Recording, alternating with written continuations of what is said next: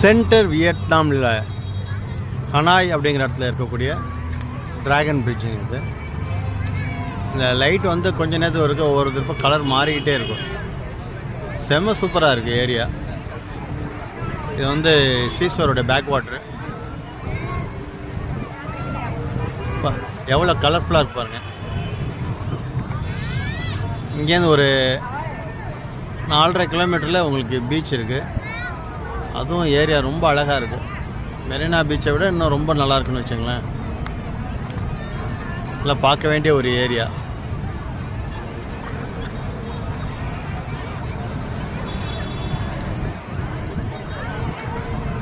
April தெரியக்கூடிய இடம் வந்து இங்கே டனாங்கில் நைட் மார்க்கெட்டு. ஏகப்பட்ட கடை வீதிங்க,